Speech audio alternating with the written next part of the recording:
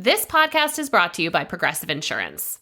Whether you love true crime or comedy, celebrity interviews, or news, you call the shots on what's in your podcast queue. And guess what? Now you can call them on your auto insurance too with the Name Your Price tool from Progressive. It works just the way it sounds. You tell Progressive how much you want to pay for car insurance, and they'll show you the coverage options that fit your budget. Get your quote today at Progressive.com to join the over 28 million drivers who trust Progressive. Progressive Casualty Insurance Company and Affiliates. Price and coverage match limited by state law. Welcome to Mom and Dad Are Fighting, Slate's parenting podcast for Monday, December 18th, the Gift-a-Palooza edition. I'm Jamilah Lemieux, a writer, contributor to Slate's Care and Feeding Parenting column, and mom to Naima, who's 10, and we live in Los Angeles. I'm Zak Rosen. I make another podcast. It's called The Best Advice Show. And I'm dad to Noah, who's 6, and Ami, who's 3. We live in Detroit, Michigan. I'm Elizabeth Newcamp. I write the family travel blog Dutch Goose. I'm the mom of 3 littles, Henry, who's 11, Oliver, who's 9, and Teddy, who's 7. We live in Tokyo, Japan. Today's episode will be packed with gifts galore. We're first helping a listener pick out the perfect gift for her friend who just became a single parent. We're also tackling a question that isn't related to the holidays, but it's about gifts. Our letter writer's kid constantly comes home with gifts. Suspicious? Maybe.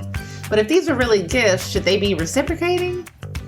Finally, we'll wrap up the episode by talking about a really interesting article about gifting in a way that doesn't spoil your kids. All right, without further ado, let's get into our first question. Hello, Mom and Dad team. My best friend became a single mom by choice 6 months ago and is deep in the wonderful and intensely challenging world of parenting. I live far enough away from her that I can't come help out as often as I'd like to. Her back hurts, her needs come last, she is sleep deprived, and we'll be having to add working back into the mix in a few weeks. I would really like to knock it out of the park this year with the Christmas gift that is actually useful to her and somehow offers my support from afar, but is about her and not the baby. She gets her own gifts. Do you have any recommendations? With love and appreciation, wrapping up love. Zach, what do you think? Well, what a great friend you are for trying to think about this. I have been thinking a lot about this. We have a couple dear friends who are single moms. This is what I came up with. Her back hurts. She needs a massage and she needs childcare, and she needs them at the same time.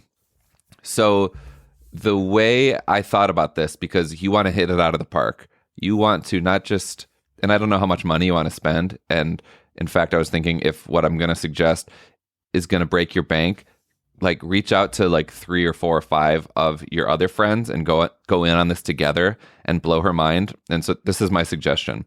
Some fancy health clubs offer childcare. They also have like spas and massage there. And so I think you should get her, if not a full year membership, just like a trial membership to one of these places that has childcare. So you get her, let's say, 2 months or 1 month at this health club, and then you're going to have to buy the massages separately. So, it's going to be however much for the membership, let's say $200 for the first month, and then another $100 per massage. So get her like a month-long membership, and then like 3 or 4 massages, and you are going to really like win friend of the year with this gift, I think, because all we need as parents, especially new parents, is a goddamn break. And so you're getting her that. She can also work out, take a nap in the locker room for all you care. But like one of these places that is going to give childcare and then be able to pamper you simultaneously. That's my idea. Some of them, if you use the spa, the childcare is free. So you might not even have to do... I understand the goal here is that it would be recurring, which I love. But if that's not feasible, if you book at one of these places, a lot of times, even if you get 2 hours, like on top of the service, so she could go get an hour massage plus use the sauna or the gym or something, and you could get her like a package of those. So, I love this idea of using the fancy gym for the spa plus the childcare. That would be an amazing gift. Yeah, get your sauna on in there, go take a nice shower. Just sit in the cafe. That's okay. Yes. Yeah. I was thinking, what could you take off her plate that she hates doing? So does she hate cleaning? Can you get her a house cleaner? Yes. Does she hate cooking? Can you get her some kind of meal service? Does she hate getting photos together? And that's something that's also really important to her. Can you do that for her? Can you be like, send me all of the baby photos from whatever, and I will put together a baby book for you. So can you take some labor that she either hates doing or would mean something to her and have that done for her? Yeah. I also want to say that the gift, I feel like a lot of times we really want gifts to be a surprise. I think it is okay to say, I have these 3 ideas and I am going to spend X amount of money on you. You cannot talk me out of that. That is what I'm doing for you. Which is so different from saying, like, what do you want? Yes. That's great. I was thinking that a housekeeper might be nice for you, and I had found this, and this is what I was going to spend. But would you rather have a massage? Or don't make her do any of the emotional labor. But it's okay to ask, guys. You just have to ask in a way where you've done the work. Mm-hmm. Yeah. I think these are all great suggestions. I think about those early days being a single mom myself, and I would have loved for somebody to have been thinking of me in this way. Not that people weren't helpful, but I think they were more so looking for me to ask for help as opposed to just volunteering things. There was no such thing as a meal train back then. I never heard of, but I definitely endorsed the food delivery services, and that's something you might be able to do recurring. They have some meal services where the food is already cooked, so you don't have to do anything. There are the ones where you get ingredients, and then there's one where it's basically heat and eat. Also, care.com, which allows you to connect with babysitters, has gift cards. So, Solid. There's a good chance that if she's got an infant, she probably hasn't found a babysitter yet. And it's such a daunting process. But everybody through care.com is background checked and supposed to be on the up and up. And you can give her a gift card, which will give her the opportunity to just say, like, okay, there's no putting this off anymore. I actually have access to a babysitter. I might as well use it. And also, if you're just going all out, pampering gifts are good too, even though some moms won't use them. But a big fluffy robe and fluffy slippers, a personal massager, a vibrator. Yeah. I think too, I love the way you're thinking.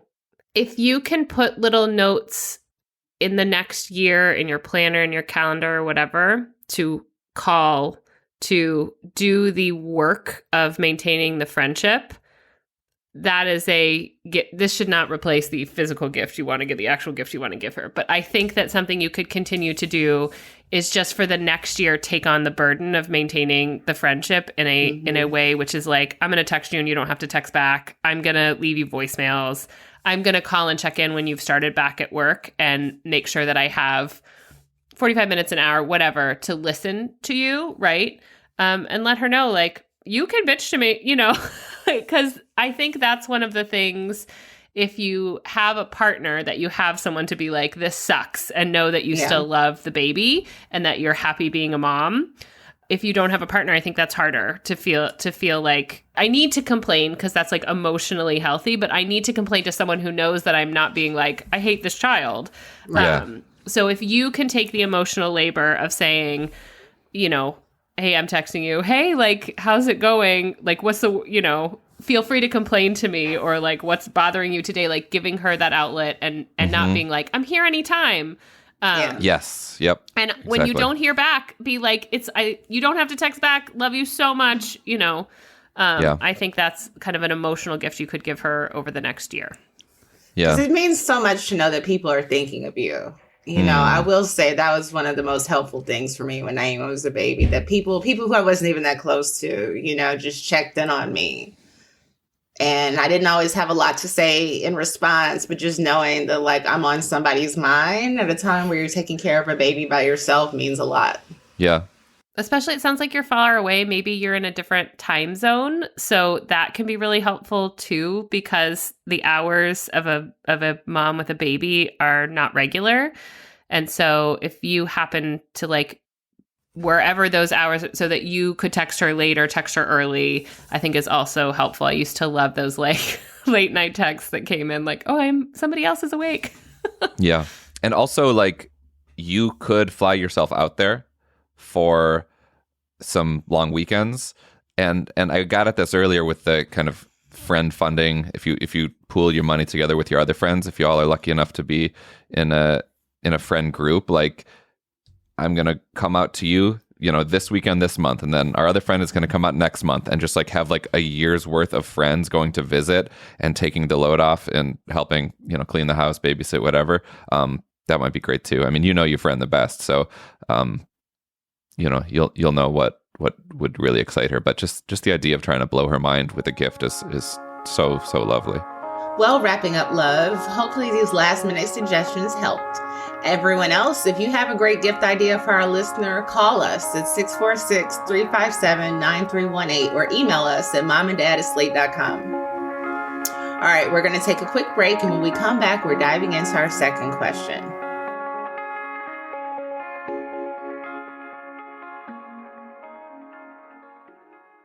Apple Gift Card is a practical gift that unlocks a world of entertainment and fun. You can send it via email or give a physical card to your loved ones. Your friends and family can spend it on their favorite Apple services, including Apple subscriptions. Apple Gift Card can be used to buy all things Apple: products, accessories, apps, games, movies, TV shows, iCloud Plus, and more. Visit apple.com for details and to send Apple Gift Cards to your friends and family this holiday season. If you're spending time with loved ones for the holidays, chances are you're going to hear a lot of stories. The ones you love to hear and the ones you've heard too many times. But have you ever wanted to help your loved ones document those timeless stories? It can be challenging to write an entire book of life memories, but Storyworth makes it fun and easy. This is how anyone can write a book about their life. I got Storyworth for both of my parents as a recent gift, and they loved it. They just recently published their book. It is so substantial, but it was very simple for them to make. And now I get to share it with my kids, and maybe one day my grandkids too. This is a family heirloom that you can be a part of creating by giving the gift of Storyworth. This is such a good gift. Help your family share their story this holiday season with Storyworth. Go to storyworth.com/momanddad today and save $10 on your first purchase. That's STORYWORTH.com/momanddad to save $10 off your first purchase. Storyworth.com/momanddad. We're back and ready to hear our second question. My kid comes home with stuff from school, little toys and now a little mini backpack. And he says that kids at school gave it to him. And it's not that I don't trust him, but like, why are they giving him stuff? And should he be reciprocating? Are the parents mad that their kid is giving my kid their stuff? Does this happen with your kids? Thanks, gifting back. Has this happened to any of you guys? Yes, it just happened. Yes. It's happening to us too. Like, and I find it fascinating. Naima's also been the gifter. Oh, she has. I mean, I don't know. Like, I'm sure my kids are bringing little things to school that I don't even know about. This just happened to us, though, with a friend and this very large Snoopy doll. How large are we talking? Like, half of Teddy's size, like large. Like a carnival size large. But I was at the house and the kid was like, you have to take this. And Teddy, was like, oh, it's okay. I just like playing with it. Good, right? Like, okay. Then he's like, no, I want you to have it. The mom's like, it's fine. So we took it home, but I felt uncomfortable. So instead we kept it for like 2 weeks. I had Teddy write down all the things it did. And we actually last night at this, Hanukkah celebration brought it back to them like, thanks so much for letting Snoopy spend the night for 2 weeks. Here's what he did. The mom was sort of like, no, you can keep it. So I don't know if she was like trying to get rid of it. But we returned it. We've been on both the giving and receiving ends of this. And yeah, it does make me weary. And I don't know what the answer is, though. Noah is intent on, and we'll see if this actually happens. She's intent on making something for all her friends for the holidays. And so that's kind of the only thing that I think is acceptable, because you can't just go and give one kid one thing. It's gonna cause some kind of torment in some kind of way. And so Noah we'll see. She has a week left before break. She's planning on making a bracelet for everyone in her class. And that's acceptable to me. Just like there's a policy at her school that you can't bring your own snack unless you're going to share it with everyone, because they provide snacks.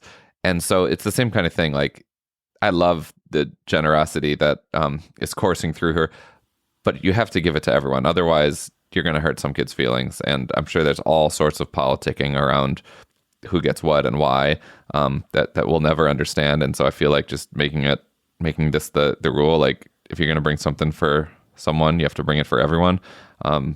And also discuss with the teacher, because the teacher may or may not be aware of this, but they're going to have some ideas of how to navigate this. It's very complex stuff. Yeah, I wouldn't worry too much if it's small stuff, things that cost under $5. But when it starts to be bigger ticket items, something you can imagine a child might have asked for, like an action figure or a Barbie doll, then you may want to rein it in. But, talk to your kid and say, did you ask your friend if it was okay with their parents? Make sure that they're doing that. Ask your friends, would your mom be okay with you giving this to me? And being reciprocal. So maybe getting some little trinkets that you keep around, just so when this happens, he can say, thank you. I've got a little something for you as well, like a Slinky or, something small. Naima convinced me to buy the same shirt in 2 colors so she could bring one to school for her bestie to wear. I think she said she took it off, but I don't remember seeing the shirt anymore. I feel like, so I was confused by the question in terms of, and I think the parent writing in is too, like, is their child asking for the item, or are these kids just volunteering? Because I do see in sort of this, like, these kids, my kids, that if their friend is really enjoying playing with something, they'll be like, oh, you can have it. Like, you seem to really like this, you can have it. Which is, like, I think for me, like, feels uncomfortable. But also it's, like, sort of a good thing. Like, I have no attachment to this. You seem to really enjoy this. Go ahead. So it's also like, is that happening? But Jamilah, I really like the advice that, like, the kid's automatic response should be like, have you asked a parent? Because that's the thing about this question. I feel like the little toy is fine, but the mini backpack, I don't know how many, but you need to check in with someone about that, I think. Yeah. All right. What advice do you guys have for gifting back? You know the drill. Email us at momanddad@slate.com or call us at 646-357-9318. We're going to take one more break. Be back in a second. Quince has timeless pieces that can transform any closet. So when it comes to dressing your family for the holidays or picking out gifts, head over to Quince. I have become like a big chore jacket convert. And what I love about them is that you can dress them up, you can dress them down.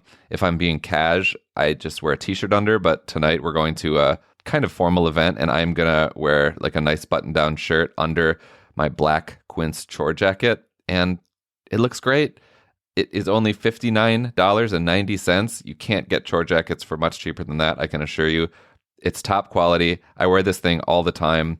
My black chore jacket goes with pretty much anything. It's so good. Get high-quality essentials at affordable prices for you and the whole family with Quince. Go to quince.com/momanddad for free shipping and 365-day returns on your order. That's QUINCE.com/momanddad to get free shipping and 365-day returns. Quince.com/momanddad. Hi, I'm Janae Desmond Harris, Slate's Dear Prudence. I'm dropping in to tell you about a special discount offer on Slate Plus. For a limited time, you can start a subscription for just $5. That's right. For just $5, you'll get 3 months of ad-free listening on every Slate podcast, member-exclusive episodes and segments on shows you love, like this one, and unlimited reading on the Slate site. Best of all, you'll be supporting Slate's independent journalism. But hurry, this offer ends soon. Get 3 months for just $5 by signing up today at slate.com/podcasts plus. That's slate.com/podcasts plus. We all need advice sometimes. Right? Someone to say, I get it. I've been there too. But often it's hard to know where to turn, which is where we come in. Hi, I'm Carvel Wallace. And I'm Courtney Martin. We're both authors and journalists who love finding solutions to problems. Every week on Slate's How To podcast, a listener comes on our show to receive advice from a world-class expert. We've covered everything from parents with radically different politics to people learning to love their insecurities. We've helped listeners breathe better, sleep better, and even have better sex. Speaking of sex, we're all getting screwed by a warming planet. So we've also learned how to cope with climate change and how to say goodbye to our pets. Life is messy and complicated, but we're all in this together, so let's help each other. Look for How To from Slate wherever you listen to podcasts. We wanted to end today talking about an interesting piece from Kelsey Borresen over at the HuffPost. It's called How to Unspoil Your Kid, according to parenting experts. Zach, can you get us up to speed? Yeah, I like this piece. It's the subtitle is If You Want to Put a Stop to Your Child's Entitled Behavior, You'll Need to Change Your Parenting Approach. And especially during this Hanukkah season, I've been thinking a lot about like the balance between, you know, the fun. We spent this whole episode talking about how fun it is to give gifts. So I love giving to my kids. It's kind of what we do every day, but toggling between this generosity and showing some boundaries and just like being able to say no is also so important. And so there's like a number of things we can think about when we think about what does it mean to unspoil our kids if they are spoiled. And it's like I think depending on the day, like it's not like your kid is spoiled or isn't spoiled or entitled or not entitled. It's like they have their moments of feeling entitled or spoiled. So it's not like it's one or the other. But there's this quote that says in the article, there's never a limit to how much love you have and show children. This does not contribute to that sense of entitlement. But if your way of showing love to your child is tending to their every wish and need without teaching them that there are limits and that they can do and work towards things themselves, then your kids are more likely to be entitled. And so they start by saying that we need to do some self-reflection on our own, take some time to think about why we make some of the parenting decisions that we do. Like if we are ones to over-purchase for our child, if we were ones to kind of spoil our children materially, why do we find it too difficult to say no? And how does it make us feel after we've bought something or said yes when we really wanted to say no, which I think we've all been in that position. So you have to start with you, start by looking in the mirror, and then do things to encourage autonomy. This means not doing for your child what they can already do for themselves. Like stuff as simple as like, you know, get dressed yourself, put your shoes on, bring dishes to the sink. And there's a number of other steps that we can talk about, which this article gets into really in a really pretty deep way, I think. But I'll leave it at that to start with. How did this piece strike the two of you? Hit close to home, buddy. Mm-hmm.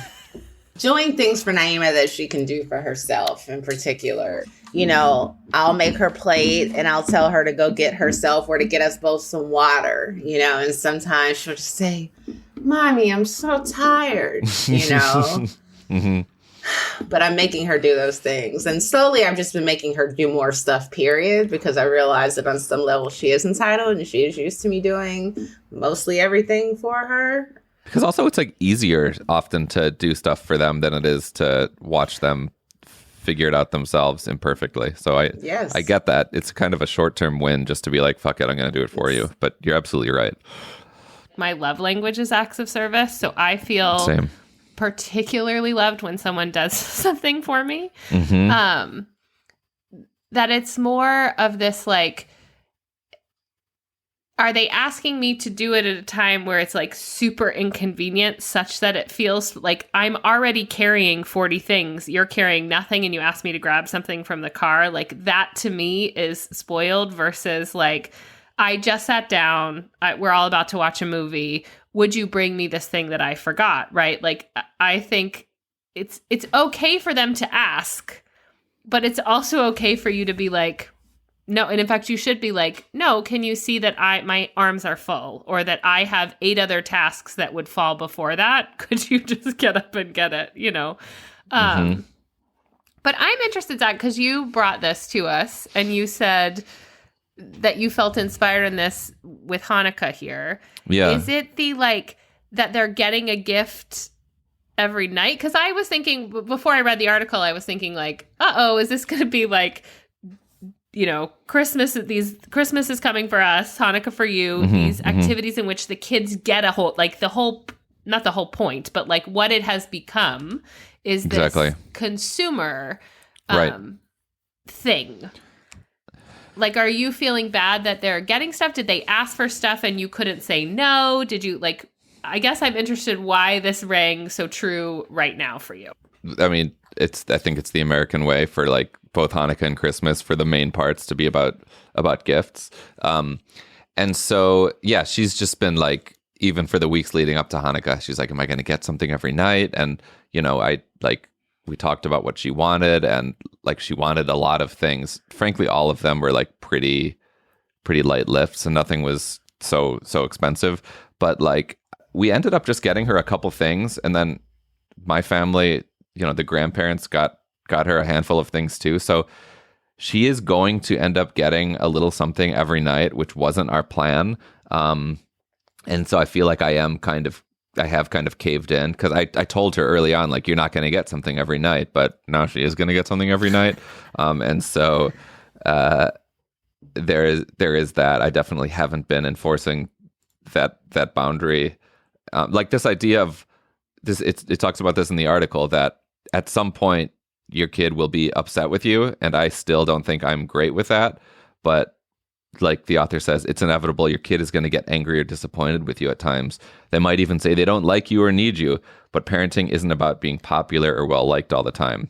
And especially now, I'm just getting off on how excited the kids get when they get gifts. So I think that I definitely need to work on being a little bit more of a hard ass.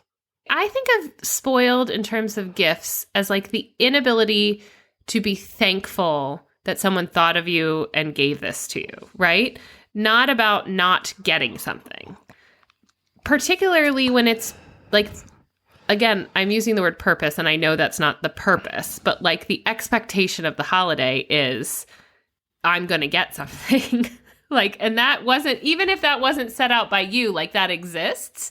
I think it's okay for them to want things, and it's okay for us to give them things, but it's our job to teach them to be thankful that we were able to make that happen and that it happened, right? Agreed. And that the disappointment, it's also okay for them to feel disappointed that they asked for something and that didn't come. I totally agree. With that. The last point, and I think this should be made emphatically, that the author of this HuffPo piece makes, is that we need to refrain from shaming them. Making your kid feel ashamed over their entitled behavior isn't going to be productive for them or for you. And I'm definitely guilty of having done this before. And so just being aware of that, there's, our kids are young. The idea of getting gifts, it's a very shiny idea for them. So I can understand why Noah, especially, has been super amped up about Hanukkah. And so I'm really trying not to shame her, but just to have some conversations with her about gratitude and stuff, like y'all were saying. All right. Again, the article is How to Unspoil Your Kid by Kelsey Borresen. We'll link to it in the show notes. And that's our show. Be sure to join us for our annual holiday party episode on Thursday. It's a lot of fun. Our kids will be on the mic, and we also have a big announcement, so tune in. This episode of Mom and Dad Are Fighting is produced by Rosemary, Belson, and Maura, Currie. Shasha Leonard is the voice of our listeners. Alicia Montgomery is the VP of Slate Audio. For Elizabeth Newcamp and Zak Rosen, I'm Jamilah Lemieux. Thanks for listening.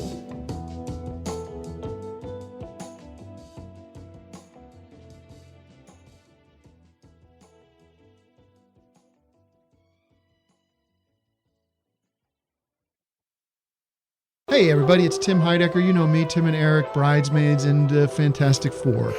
I'd like to personally invite you to listen to Office Hours Live with me and my co-hosts DJ Doug Pound. Hello. And Vic Berger. Howdy. Every week we bring you laughs, fun, games, and lots of other surprises. It's live. We take your Zoom calls. Music. We love having fun. Excuse me? Songs. Vic said something. Songs. Music. I like having fun.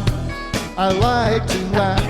I like to meet people who can make me laugh. Please subscribe now.